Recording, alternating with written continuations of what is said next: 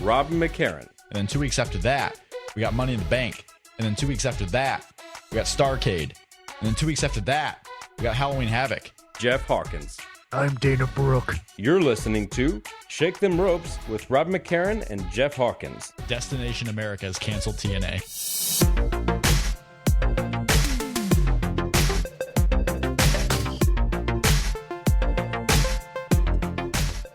Hello, everybody, and welcome to Shake Them Ropes. Rob McCarran here. Jeff Hawkins is our weekly podcast talking about WWE, NXT, and whatever comes into our minds. I think that was the same intro that I played last week, now that I think about it. I think it was the same one because I couldn't find the intro that I wanted to play this week. It's quite all right. I now have something that's more humiliating than my Dana Brooke impression, and that was my review for Raw on Voices of Wrestling. Yeah, let's talk about how miserable that was. So, I totally did. I admit, because I thought I was doing a live recap and not a review, and that was just me. So Sean Flynn, who usually does the Raw review on voicesofwrestling.com, was out. Jeff Hawkins decided to fill in because Jeff Hawkins is Mr. I want to do something. I want to contribute. This guy is just pouncing on the op, pouncing on it. I was around and no one else was, and I waited, and I said, okay, I'll do it. I'm watching anyways. Like, Sean Flynn doesn't even have his tweet out yet, and Jeff is responding. It's amazing how quickly this guy is begging to do this job. And then this guy doesn't even, you don't even research the gimmick. No, I don't. You do a live report one day later. No, I didn't. I did it as it was happening, and I turned it in right after the show closed. It was Rich that got it up the next day, not me. Right, because we never put the report up right away. Never. Well, never. Research the gimmick, sir. You fail. I don't read Raw reviews because I don't want it coloring my own. You know that. That's the problem. So it's like one of those things where it's just like, okay. No, I boned it. It's my mulligan. I get buried. Get your burial out of the way so we can get on with the show. Just do it. Voicesofwrestling.com to read Jeff's Raw report, if that's what you want to call it. Yeah. So we did this show last week. By the way, if you have Sirius XM, it's the last day of your free trial period. Last day. Remember that. Do you have Sirius XM, Jeff? No. Do you have a Sirius XM radio? Either in your car or anything? No. So I turned mine on because I haven't had Sirius in a year, but it's built into my car. And I turned it on like randomly, and it was working. And I wondered why that was. Apparently, I found out yesterday that there was a 2-week free trial, and it's already over, so I didn't even get to use it. But for those, if you want the final few hours of SiriusXM, you can go do that. I like it. And I like Sirius. Maybe one day we'll be on it. Well, maybe you will be. Maybe one of us will be. There was a TMZ story going around. Yes. Of this bar fight between Alicia Fox, Paige, and a visitor. Got him a whole bunch of coverage. Yeah, if you read that story and want to know what's going on, I have all the details for you. 100% of the details. I know what's going on. Tell me. Total Divas. Oh, so it's a work. Yes. Okay. It'll be part of Total Divas this season. Yep. Because Paige is running out of strikes. She can't do anything. And here she is getting in a bar fight. Will they fire Paige is going to be the storyline heading into the whole deal here. I don't even know if it's going to be a cliffhanger for this season or if it's going to be on next season or what. But will they fire Paige? Jeff, I ask you, will WWE fire Paige? No. Oh, end of Total Divas. We just spoiled it all for you. Yeah. So in other words, they're using real news media to send out fake stories. Great. That's just great. Well, it's not necessarily a fake story that it happened because it did. It was just, it was something supposed to happen. I mean, Total Divas was around the girls filming all weekend. And, you know, and then, all of a sudden a bar fight happens between Paige and Alicia Fox. Well, no, they weren't fighting each other. They were fighting a woman taking pictures. Fighting a woman taking pictures. Yep. And we're going to see how Paige deals with a woman taking pictures on this season's Total Divas. I, for one, Jeff, am excited. I bet this bumps them up to 1.2 million viewers from the usual 900,000. I bet they increased 33%. So are you going to review these? Is that it? What, Total Divas? Yeah, sure. No. I don't know what's going on with Total Divas. Just because it's a reality show, not because it's a show about all the women of WWE. It's a reality show. I don't like the reality shows.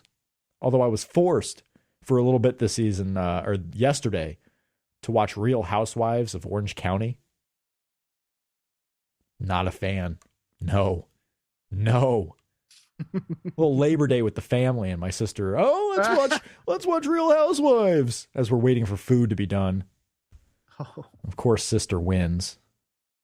Of course. Who wants to watch Cubs Cardinals on a random Monday that just so happens to be Labor Day? No, let's watch Real Housewives. Blah. Today, after a week of not doing it, we're going to finally talk about this Calgary Stampede main event. We're going to talk about the 10-man main event from Calgary Stampede. We are going to do it. It's going to happen this week. What else do we got, Jeff? We're going to talk about the card so far going into Night of Champions and our highlights from Raw that you watched the entire episode of, because I have written proof that you watched it all. Did you watch it? Yeah. I watched it today. I watched it this morning. All right. But I did watch it. I watched it while retooling the old audio setup because I did not enjoy the way it sounded last week. For those who noticed a change in the audio last week, I'm sorry. It didn't sound as good as it usually does. You know, maybe most people didn't notice. I did. But we're going to talk about that, and we're going to talk about WWE Supercard. But first, don't get out. You can't get out of it, Jeff. We're talking about it. We have a new WWE linear champion. Did you note that in your little Raw review? Mr. Stop, Synergy. Does this mean Ryback is the... Synergy is important in the Raw review. Ryback defeats Seth Rollins. You know what? That makes him the new linear champion. Hyperlink to the Voices of Wrestling Linear Championship page. That is how you do it. That is how you create the little bubble, the world. Page hits. Yeah. Okay. Yeah. I mean, come on now. But the Ryback is the new WWE Linear Champion, pinning Seth Rollins last night. It is his first Linear Championship reign. What'd you think about Seth Rollins previewing Night of Champions by having to wrestle 2 matches? Is Seth Rollins, in terms of his treatment, the worst WWE champion ever? No. We asked recently. We had a question about comparing Jericho. Chris Jericho to Seth Rollins in this reign. Right. And at the time, it wasn't true, but now it might be. I don't think it is. And I think people compared the different reigns. I mean, the worst title reign, at least in recent memory, is the Rey Mysterio run with the World Heavyweight Championship. Rey Mysterio never won a match. Right. I agree with that. It's just one of those, maybe worst is not the way I want to phrase this, because I'm puzzling. Kind of doing how about ratio of treatment as a character to in-ring output? How about that? I don't even think it's because he's not seen as credible in any facet. The guy beat Dean Ambrose in a ladder match. Fair and square, really. I mean, in storyline, he's a weasel champ who can't win a match. That's the story. Because he's a bad guy. What's wrong with having a weasel champ? Because that should just build up tension to having a good guy win. No, I mean, now it seems a little off with Sting, because I don't know if people are really pulling for Sting to be the one to finally end Seth Rollins. But I don't think there is a guy yet that people are really pulling for to end Seth Rollins. So the important thing is, if it's not going to be a John Cena, if it's going to be somebody else, you just want to see the title taken off this guy. This guy is such a weasel. Yeah, no, I have no problem with weasel champs. I just think weasel champs need actual, wins that aren't weaseled, to put it that way. That's probably a generation gap thing. Maybe. I think Seth Rollins, I've enjoyed it because he's having somewhat long matches. Yes, there's a lot of Seth Rollins promo action that goes into this, which we may not be all 100% a fan of. No, his matches are great. His matches are great. It's these angles, like they're setting him up for Triple H. What does that get Seth Rollins? I mean, really. If he beats Triple H, then boom, there's your credibility. If you have a World Heavyweight Championship match at WrestleMania or Survivor Series, but I can see them dragging this all the way out to WrestleMania, and Seth Rollins in front of 100,000 people beats Triple H, who is Mr. WrestleMania sometimes, always in important matches, not that he wins necessarily, but always that he's in important matches, and Seth Rollins finally wins, I mean, I will take almost a year of build-up to get Seth Rollins a big win over Triple H, and then maybe transition, whether it's into a babyface, whether it's transitioning into a really strong champion at that point. I will take the long build-up for that. If it's clean, I agree with you. Well, at WrestleMania, everything's going to be clean. I mean, he's not going to stumble in a loss to Triple H, right? Right? Or I know what happened at WrestleMania 31 and how Triple H's win came at a massive stumbling of events, but... Or remember the Curtis Axel push where he got wins by countout and whatnot. Oh, okay. Well, this isn't that. No, I know that, but not even close. I'm just saying. Yeah, okay. Not even close. If he gets a clean win, sure, but if he gets a wonky, heelish weasel win, which he's been having over Cena and Lesnar, and they've been incorporating in the storyline, and it's fine. But he needs a clean win somewhere. He needs a clean win over someone who's not a mid-card guy.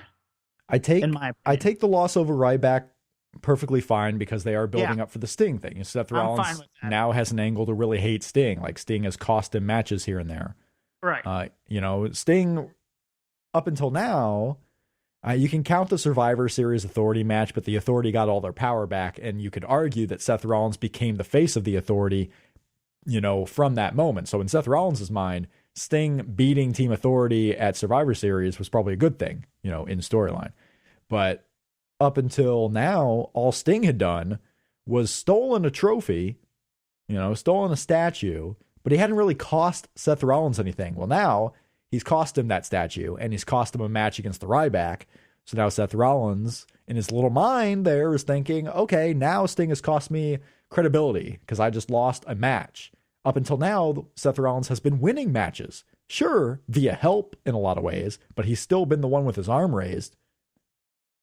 Yeah, you know what'll help that in both storylines? If Seth makes mention that statue was hollow and cheap.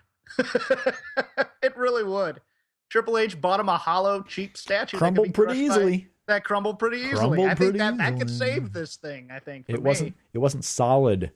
Mm-hmm. It wasn't solid bronze all the way around.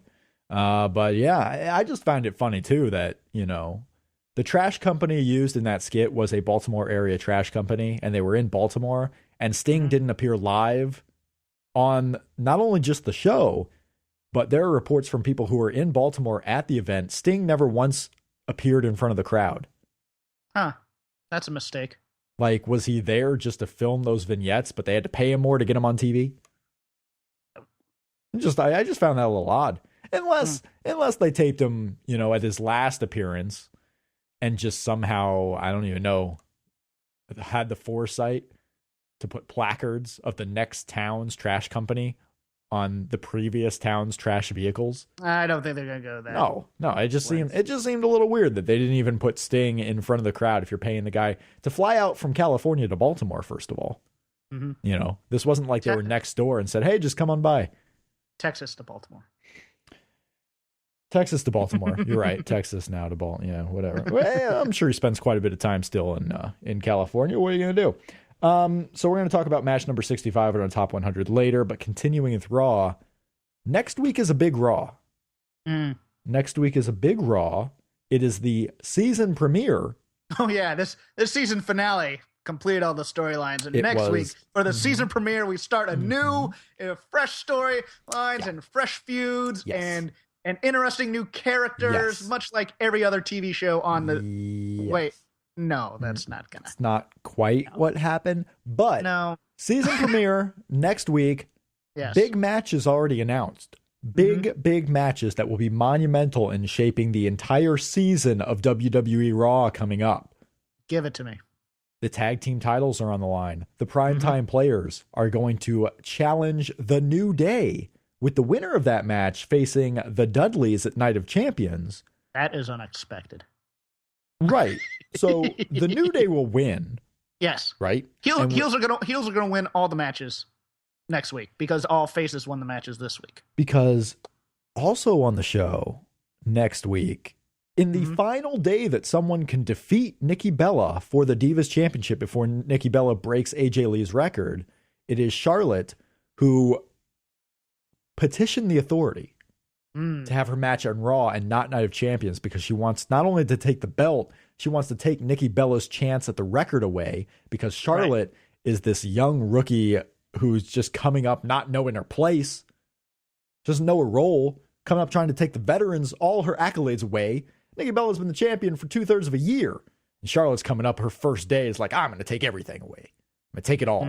So Charlotte taking on Nikki Bella next week on Raw for the WWE Divas Championship. It will be the final day of the record. And you think Nikki Bella is going to retain and break the AJ Lee record and in turn make 300 days as champion before Night of Champions. Oh, I'm going to up my ante. I think she's going to win twice. Or she's not going to win twice, but she's going to get away with the belt twice on Monday. Because I think they're going to have a 3-way at Night of Champions with Sasha. And I think that Sasha screws Charlotte and then Charlotte screws Sasha. So they do a, because they have to do a title match at Night of Champions still. Yeah. And what they're going to do is they're going to say, well, you're the women's champ and women are just as good as men. Feminism. So, Nikki, you should have to wrestle twice tonight and, really solidify your place with that record. I think she's going to wrestle twice. On Raw? And you think the 3-way is going to happen on Raw? No, I think the 3-way is going to happen at Night of Champions. So what happens on Raw? Each of the competitors gets screwed out of the title win. Charlotte and Sasha. Okay, she has a match. She has a match with Charlotte already signed. Yeah. And you think they're going to make Sasha and Nikki? Okay, well, that was the confusing part. I'm like, what are you talking about? Yeah. I think they're going to do Charlotte? Okay, because Sasha is on a little bit of a winning streak, as in she won one match. Oh, she beat the champ, too. She beat the champ? When she beat the champ? She made Nikki tap. When was this? A few weeks ago. Oh, come on now. A few weeks ago. Continuity, man. We had it with Edge. Why not here? We did have it with Edge. We did have it with Edge and Christian in their little segment. Yeah, I don't know what they're going to do because I think they want to get the record off of AJ for the backstage side. Definitely. I mean, she's getting the record, but I still think they're not going to have a one-on-one title match at Night of Champions. It is funny because I thought Charlotte would have been the one, but obviously it lacks a little luster. Yes. Now they could have just been trying to get the record out of the way and then they can move on from that. Now it's the Divas Championship and Charlotte wins and it's still kind of a big deal. But now if Charlotte wins on this Raw, then it's a pretty massive deal compared to, what they could otherwise be doing with the Divas division. Charlotte keeping that record away from Nikki, always being the one to keep AJ Lee's record in the books. I don't know. I mean, right now I would say you're right that Nikki Bella probably wins on Monday. Because I think this going up to Monday probably adds in favor of Nikki Bella. I don't really see the whole 2-match scenario or the 3-way happening. I think they could do a 3-way with Paige at Night of Champions. That could happen. But they got to do something. Yeah. And, my thinking was also that way Nikki doesn't have to be the one to lose at Night of Champions necessarily. They could keep her as the quote-unquote uncrowned record holder and keep that going. They could do something with that. But maybe this is one of those sparks they're trying to put into the Divas division. Like, if they really want, maybe they recognize that the Revolution isn't quite failing. Yeah. No, isn't quite working. Don't get me wrong. I want one-on-one matches. Long, nice matches. Yeah. I think not even that. The way they ended the Sasha match last night, I thought was terrible, but, whatever. I mean, every match on Raw is a story just to bridge to the main part of the story on the pay-per-views, really. Yeah. So I don't care about these Raw matches necessarily, and that goes for men and the women. I don't care what they do on Raw because nothing really of import happens on those shows. But, yeah, Sasha Banks could be in the title picture come Night of Champions. I just don't...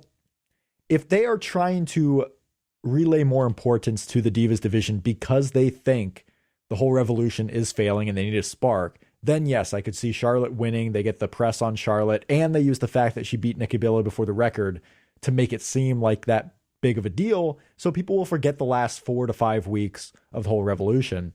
You know what? And that's a great idea.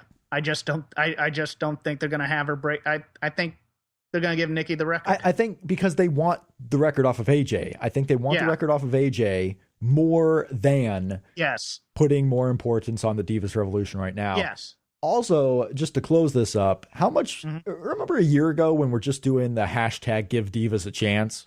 Like WWE, all these people wanted was give Divas a chance, not give Divas the revolution or give Divas a revolution. And then all of a sudden they made it more important or bigger than people were even asking for.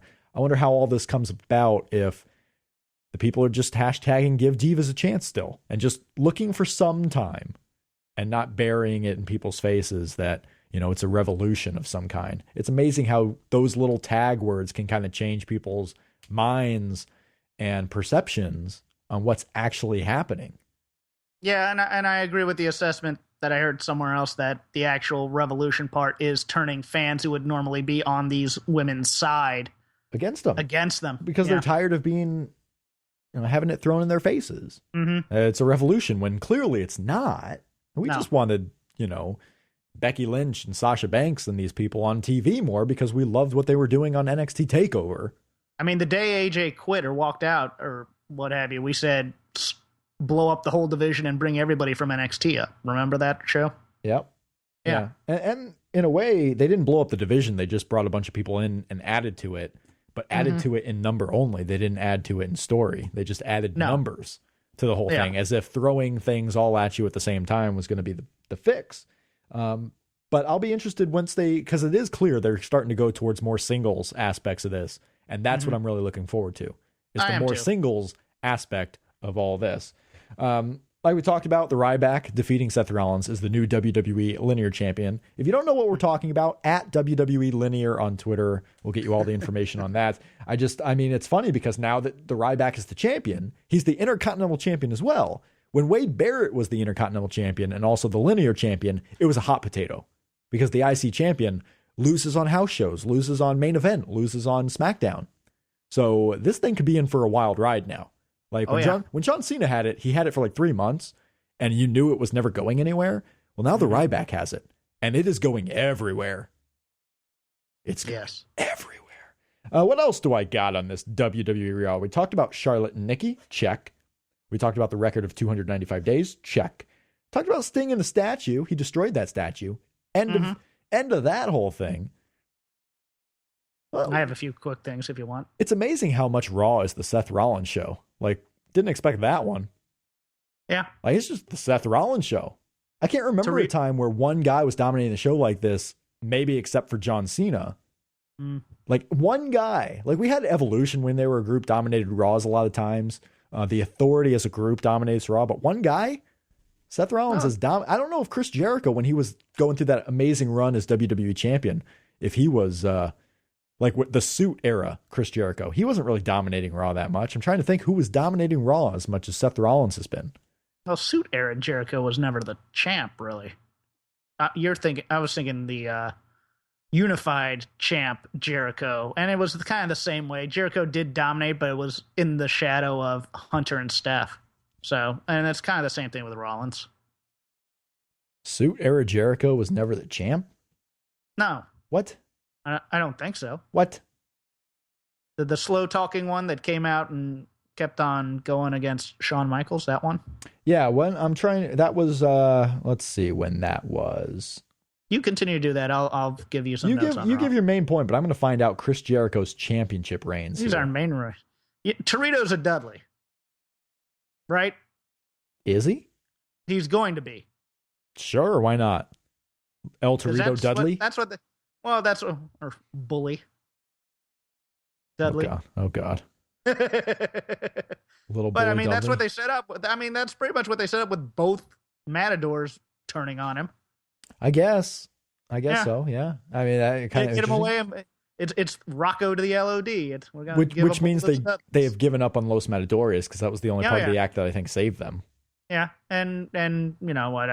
It's probably time to give up on them and give them hopefully something that works to their advantage. Although they never really liked high flyers all that much. Cesaro has been given the "he's fun to watch" tag, which is a death knell. He's fun to watch. Kevin Owens is eating he's apples. He's not a winner, but he's fun to watch. He's Rey Mysterio, right? Because Rey Mysterio was fun to watch, but he was never a winner. He's fun to watch, yes. And then Cole on commentary, who says he doesn't have charisma. Oh, man, did that anger me. because he put on JBL's hat to give a European uppercut. Well, I mean, I love Cesaro. Right? I do too. But I mean, he's not the number one guy. Right. And I don't know if people can realistically argue that he could ever be the number one guy. He doesn't have the connectability as far as talking to convince people to buy tickets. Like the people who were in the building, I relate it. I mean, this is a really off the wall comparison. I know this, but it's just on my head right now. Rick Steiner, when he came back in WCW, late WCW, was a crowd favorite. People were excited to see him come in the ring. Rick Steiner was never going to sell tickets. Cesaro is a guy who's steady. He's a good hand. He's not going to let the company down, but he's not going to sell out WrestleMania. And they know this right now, so they're going to put focuses on other people. They're going to put focuses on Seth Rollins and see who might have the chance. It's great that Cesaro connects, but he's in the position he should be in. A guy who's entertaining on the card, putting up good matches, but getting other people over, even if you don't agree who those other people are that he's helping get over. I think Cesaro, could he be utilized better in this role? Absolutely. But those calling him to be in the title picture, I mean, he's just not the guy. And I love Cesaro. I'm not being negative on him. Well, like a month ago, they had him in the main event picture pretty much, and he was, it looked like they were going to turn the corner on him, and we were happy about that. And it's like, okay. And then all of a sudden it became this, further down. And it almost, it's disappointing. Yeah, I could be very wrong on this too, because the whole Daniel Bryan thing was a groundswell support, but he was entertaining in vignettes that really got the emotion of Daniel Bryan over. I mean, vignettes and his match quality. You could argue that the vignettes got Daniel Bryan over more than the match quality did, because it's not like he was having barn burner matches with Kane in the tag team division, but that's when he started to really get over. And then he found a catchphrase and he found the yes chant, and that even added to it. Maybe when Cesaro gets the old Claudio Castagnoli, hey stuff over with the right arm, maybe if that takes off really big, they have another dimension to him. Maybe maybe an injury happens, because a key injury was needed to get Daniel Bryan the position. Like sometimes you have to have an injury or something happen to a guy who's above you to get that slot. Maybe that'll happen. Maybe, I'm not going to name names because we don't want injuries, but maybe something will happen and a spot opens up for Cesaro where they're forced to push him higher. But I don't see Cesaro as the same guy as Daniel Bryan. Like Daniel Bryan at least had that presence where he could speak to you and get you emotionally invested. I just don't see that with Cesaro, and I don't necessarily think it's his fault. He's just not that guy. No, but it's weird how much of a mirror image what they did to Cesaro last night. Also, what they kind of did to both a little bit of Kevin Owens and Sheamus with just bad stuff on camera. Like that Ronald McDonald line that made air by Sheamus. It's one of the worst things ever put in a promo ever. Do you remember that interchange with when he's doing the interchange with Rollins? And Seth is complaining about the statue. And he goes, "Do you know how stupid you sound complaining about this statue?" And Seth turns back, "Do you know you look like some sort of weirdo Ronald McDonald?" And Sheamus goes, "You leave my family out of this." Right. I mean, stuff like that's just one of the worst things. And then Kevin Owens eating an apple on screen. And he turned it into something wonderful on SmackDown, but SmackDown's out of continuity, really. Yeah. It peppers Raw. If it doesn't happen on Raw, kids, it doesn't matter in Vince's world. So. Well, that is true. All right, so Chris Jericho, Suit Era Chris Jericho won the World Heavyweight Championship on September 7th, 2008 from CM Punk when they did the CM Punk injury angle at Unforgiven in the whole scramble match. So Chris Jericho was the mystery entrant replacing CM Punk, winning that match, became champion, was the champion for almost 2 months, defended the title against Shawn Michaels, and then Batista won it. Chris Jericho won it back, but it was only the champion for less than a month. And then from there, it was the John Cena Edge stuff. Chris Jericho, he wasn't dominating Raw because dominating Raw was Batista and different people, and Shawn Michaels and different people. Yeah, I knew he didn't dominate back then. He was they tried to do that dominating by proxy of Stephanie and Hunter during his first unified reign, but not during that. Yeah, so I'm trying to think of a time where there was one guy dominating the show as much as Seth Rollins is on the show, and maybe it was CM Punk. Maybe there were times where CM Punk was on the show quite a bit. The Nexus, with maybe. The Nexus stuff. But yeah, Seth Rollins dominating the show. I'd much rather have Rusev dominate the show and just have him just cut promos, because boy, did I love him last night. Yeah. That brings up a good point. So earlier today on Twitter, because I watched this angle and I wanted to see if people could explain what was going on with this whole Rusev-Summer Rae deal and make it, somewhat, I don't know, just meaningful. I don't know. I asked people to pretend like I'm 5 years old, explain, it's a whole Reddit thing. Explain like I'm 5 to try and get simplistic explanations about something. I asked the crowd on Twitter at Shake Them Ropes to explain like I'm 5, the Rusev-Dolph-Summer Rae and Lana situation. And these are, as I get here, the results of that. Careful, these are our fans. No, I think we got good responses. It's hard to, especially in under 140 characters, explain what's going on with Rusev, but these were the best. These were some of the replies that we got, and we'll see if any of them sound somewhat accurate here, especially now because Lana's injured. WWE sent out a release saying Lana won't be in the ring for 4 months, as if she was ever in the ring ever. Now, she can still be an on-screen character with the broken wrist, as you were about to say.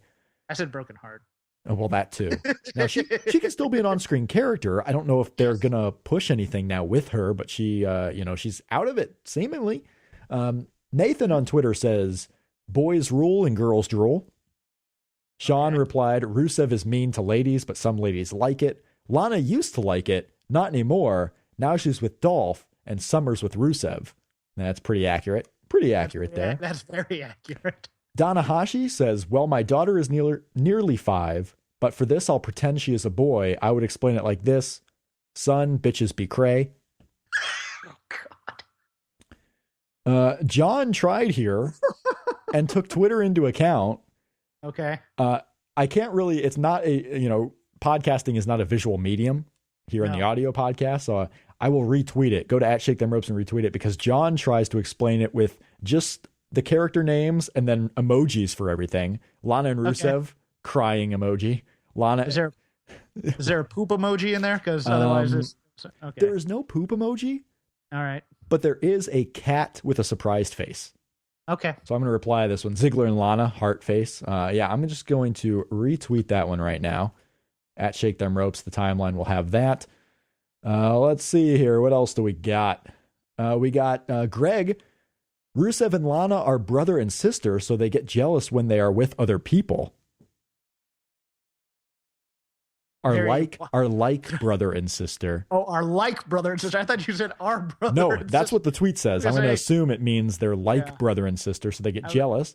They have very wise guy season 1, but go ahead. Christopher on Twitter says, or Charles on Twitter, excuse me, says Rusev is a kind and honest man who was wronged by his ex-girlfriend and her new friend, and he just wants to be left alone. I agree. There you go. Yep. Wiretop says it's past your bedtime because I'm 5. Because I'm 5, yes. Dan says Lana left Rusev. Rusev still loves Lana. Rusev is using Summer to annoy Lana. Dolph is a dick. Those are your best replies to explain like older. I'm 5. Go to your room. Play with your toys. Explaining like I'm 5. So we have, this is the preliminary. I was going to say my favorite part of that Rusev thing was the throwaway, and you have some lipstick on your face. I'm like, yeah, Rusev, if you were really dating Summer, you're going to hear about that one in the car home. Yeah. Never embarrass your woman about her looks in public. Never do that. This is the preliminary card for Night of Champions, which is coming up in 2 weeks. Seth Rollins is defending the WWE World Heavyweight Championship against Sting. Yes. He's also defending the U.S. title in a different match against John Cena. Which one goes first? John Cena and Seth. You think? Because they were kind of plugging it as Sting first. Nope, Sting's the main event. Okay. Gotta be.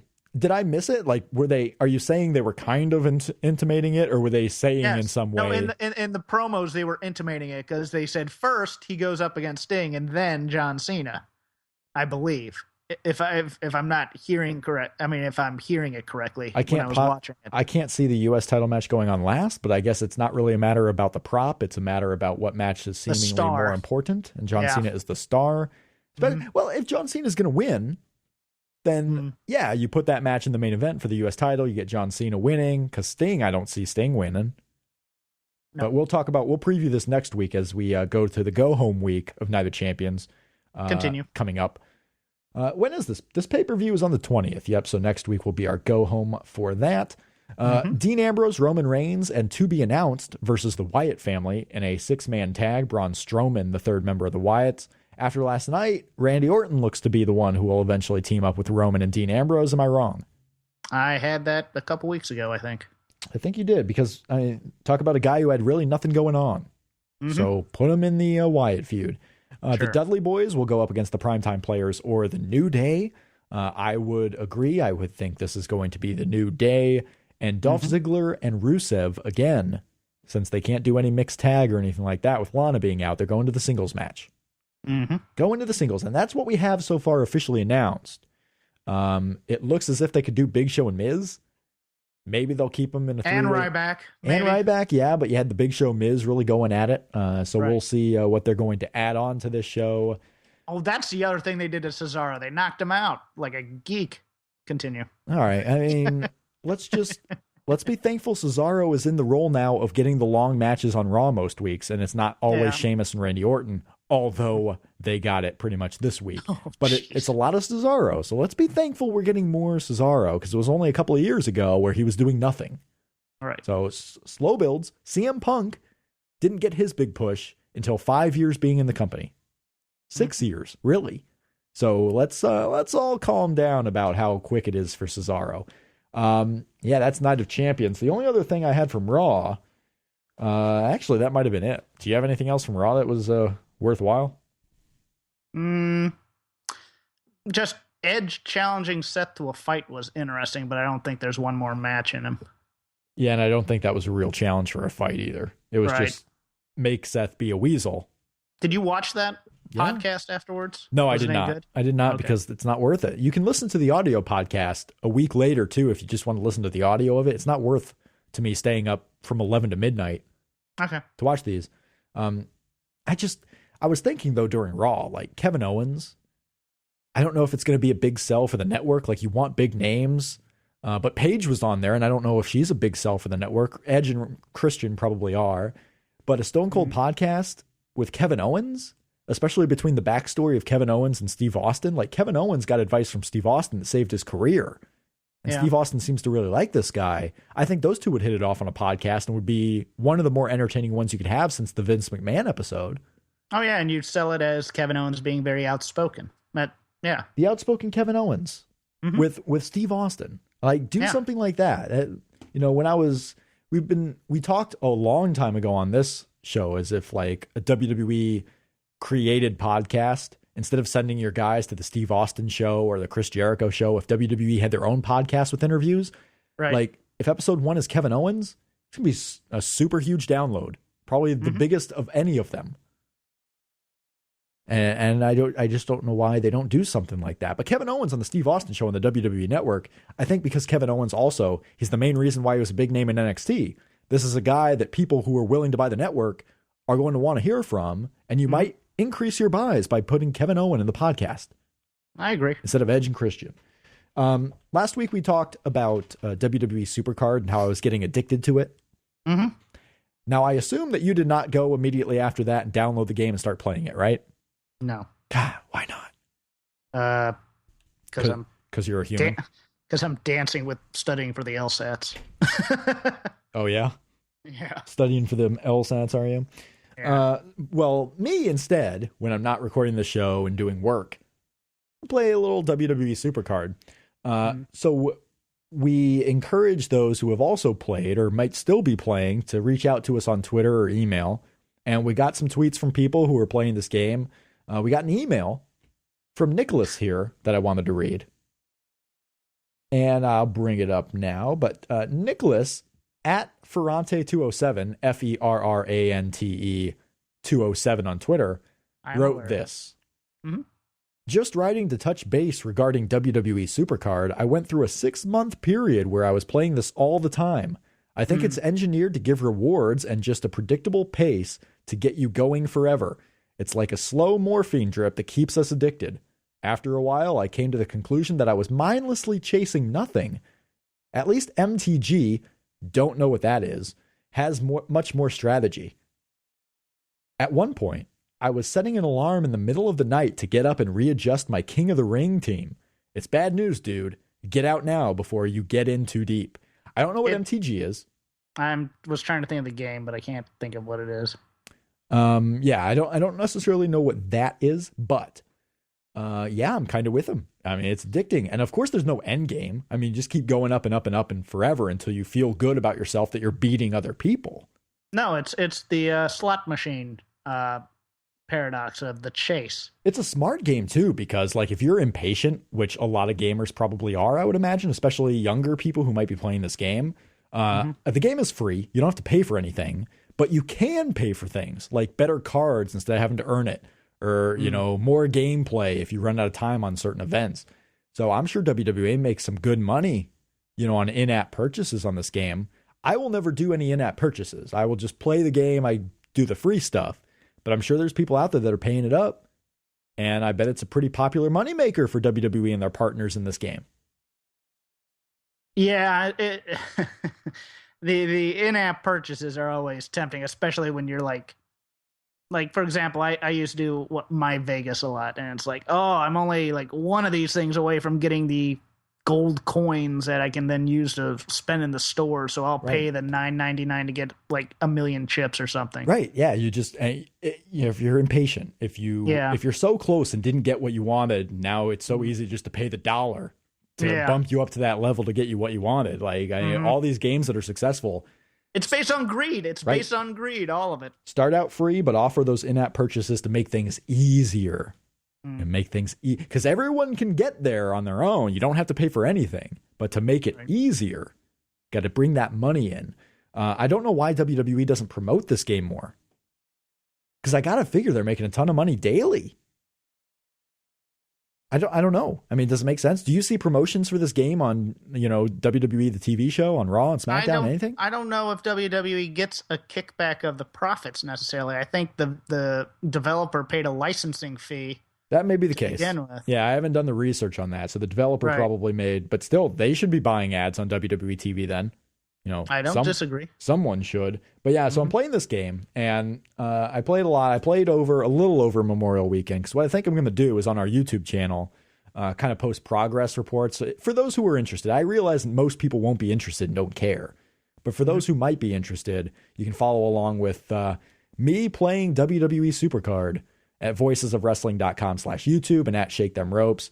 And if you want to friend and play against me and beat me because I suck, you can do that as well. But without further ado, after 1 week of delay, let's talk Calgary Stampede 1997. It is match number 65 in our top 100 network matches countdown. It is the Hart Foundation against Steve Austin, Goldust, the Legion of Doom, and Ken Shamrock, headlining Calgary Stampede 1997 in a 10-man tag. This was the homecoming for Bret Hart. This was also the beginning of the downfall for Bret Hart and WWF. Stampede 1997, Jeff. What'd you think? This crowd was amazing. It was amazing, especially because it was the homecoming for Bret Hart, and they reacted to everyone huge. They had Brian Pillman on this team. They reacted to everyone huge. The atmosphere was quite awesome. Yeah, no, the atmosphere was great. The match was pretty darn good. Just that promo, the promo, the face promo is one of the most dreadful things I've ever seen, I think. And it's such a weird hodgepodge of a team. Because you have legit badasses with credibility in Austin, the Road Warriors, and Shamrock. And then you have Goldust. Which is... He seems out of place now. Yeah. He seems a little out of place. A little out of place now. And he's the one who put it all together. Right. The story of the match is phenomenal, too. If you can ignore Bruce Hart's shenanigans in terms of the taking away Owen and then taking away Austin and then both coming back. And Austin taking the loss in Canada, which, of course, is going to pop that crowd huge. The other interesting thing I found was every time the faces started to get an advantage, it was always Brian Pillman who came in to break it up. Brian Pillman limping very noticeably in this match, I think, in Yeah. terms of not being able to do much due to the Humvee accident. But overall, it's a fun story to watch, and then the aftermath of it all, minus Bruce Hart, is it's very cool watching all the Harts get in the ring like that. I thought that was neat. Yeah, this was one of Brian Pillman's last major matches because he would die shortly after this.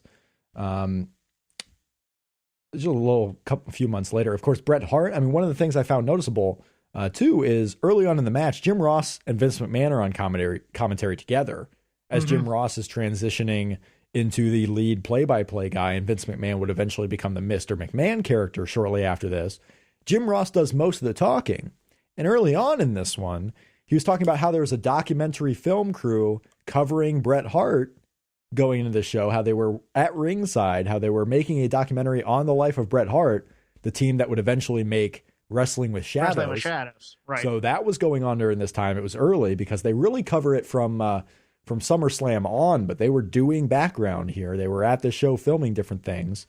And this is just, it's weird going back and knowing what would happen just a few months later between the life and death of Brian Pillman, the release of Bret Hart going into WCW, where Owen Hart and the British Bulldog and Jim Neidhart would all transition out of this. And then the big star that Steve Austin would become, because he would become the biggest star in the company in less than a year. So it's just one of those matches where it's really, it's considered a part of the Attitude Era, I guess, right?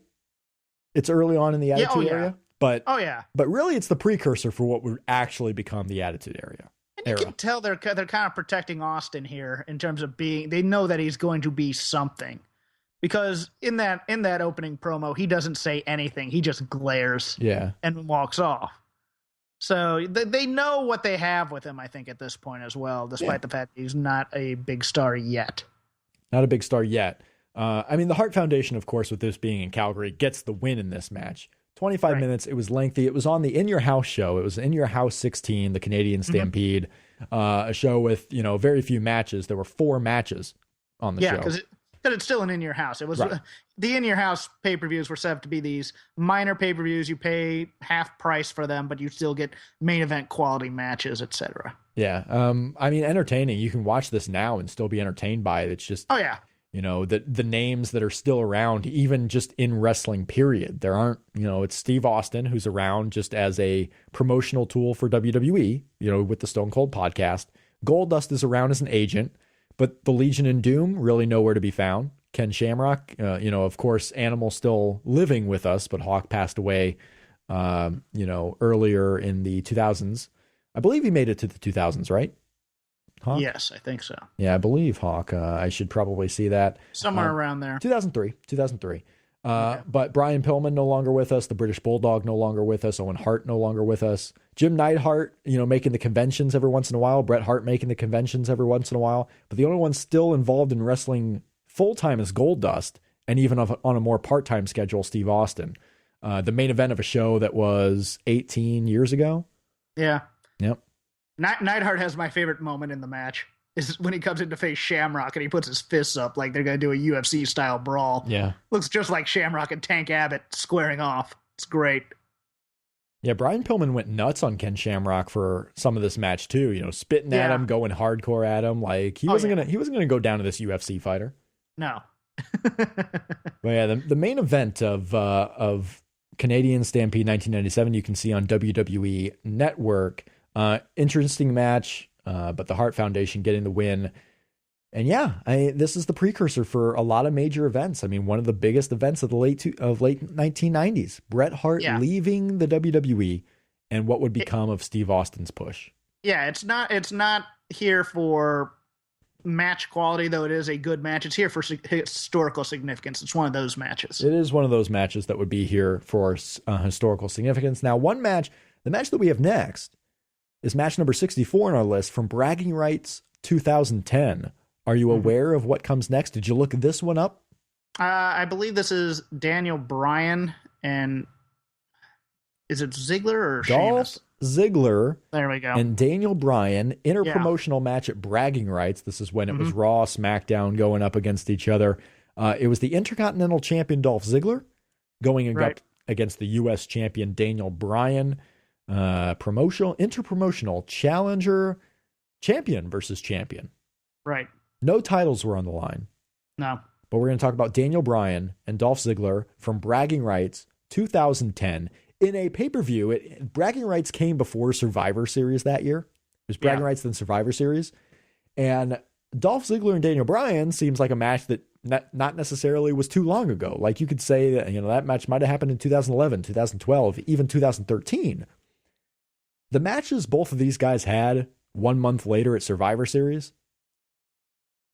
Dolph Ziggler defended his Intercontinental Championship against Kaval. And Daniel Bryan defended his U.S. title against Ted DiBiase Jr. So we go from a match where it could have happened anytime recently to a match like, when was Kaval around for those few months? 2010, folks. It's been 5 years already. 5 years. Yeah. So we're going to talk about the Bragging Rights 2010 match next week on Shake Them Ropes, with our preview of Night of Champions coming on that show also. So that's what we'll have. We'll have Night of Champions, the full card rundown, and match number 64 on our top 100 countdown. You can follow the YouTube, voicesofwrestling.com/YouTube for the Supercard videos for this show, for our Shake Them Ropes post-show videos. We do the post-show on video form for all of you to look at, talk about whether it's things in wrestling that we didn't get to on Shake Them Ropes, whether it's me talking fantasy football, whether it is Jeff telling me about how good Virginia is at everything except football. They lost to USCLA, right? Yes, they did. Was it bad? Yes. Did you go? Yes. Was it worse because you went? I mean, you knew they were losing, so it's not. I knew they were losing. It was, depending on your point of view, worse due to someone I met at the game, but nevertheless. You can also go to someone you met at the game. What? Wait a second. We'll talk about that on the post show. We can talk about that on the post show. You can also see my wicked sunburn from the weekend on the post show. I'm red. I'm like a tomato. Giant red lollipop. Oh yeah, you just want to lick me?